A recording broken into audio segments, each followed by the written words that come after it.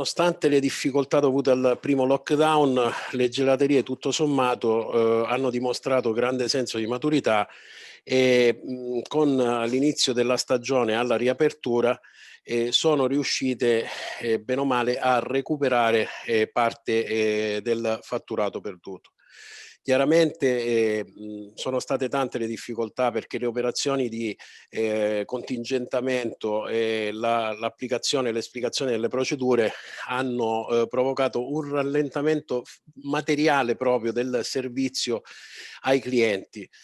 Quindi a parte quelle città come Roma, Firenze, Milano, dove il danno è stato notevole per il mancato afflusso dei turisti, tutte le altre città invece sono riuscite a fare un gran bel lavoro. Il problema è stato proprio nel rallentamento del servizio ai clienti, perché più di tot clienti all'ora non si riuscivano a servire, perché le operazioni di contingentamento rallentavano proprio materialmente il lavoro. Parte delle perdite è sicuramente stata compensata. Chiaramente ora con la seconda chiusura questa perdita ricomincia diciamo, a incrementarsi e quindi purtroppo ne avremo fino a fine anno. Io credo che il mondo del gelato tutto sommato non abbia grossi problemi, nel senso che quando la pandemia finirà, una delle cose che i clienti gradiscono e che non abbandonano mai è proprio il gelato artigianale italiano.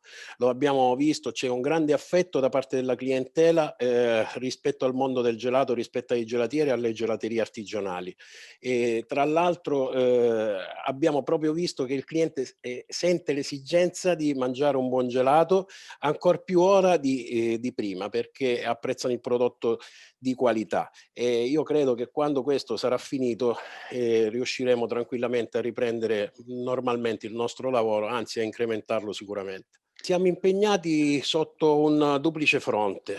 Uno è quello della formazione, senz'altro, perché un gelatiere, a mio avviso, deve essere necessariamente formato, quindi dobbiamo investire molto sulla formazione e metterci in gioco, anche i gelatieri, diciamo, che hanno una certa esperienza devono mettersi in gioco e continuare a formarsi e a poter formare, perché è inutile che cerchiamo di parlare di maestria, di un disciplinare di gelato artigianale, se i nostri artigiani purtroppo non hanno una formazione completa. Quindi prima ci formiamo e poi possiamo metterci a discutere su come redigere un disciplinare, su come argomentare e legiferare sul nostro mondo del gelato artigianale italiano, perché purtroppo è l'Italia, che è la patria del gelato artigianale, non ha una legislazione sul gelato, non è regolamentato il gelato artigianale italiano, quindi chiunque, anche il calzolaio, può mettersi a produrre gelato e chiamarsi maestro gelatiere, che è una cosa a mio avviso inaccettabile. Il secondo punto è dare all'associazione un vero e proprio potere sindacale, perché ci siamo resi conto con questa pandemia di non aver nessun tipo di peso politico.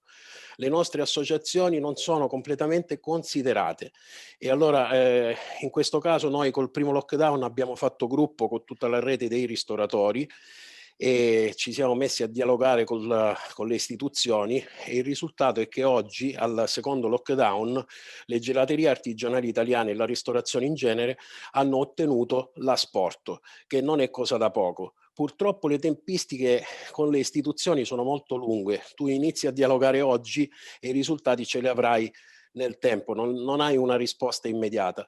Però bisogna fare in modo che le nostre associazioni pesino sempre di più, contino e si seggano assieme alle istituzioni, perché è importante far sentire le nostre voci e far capire quali sono i nostri problemi.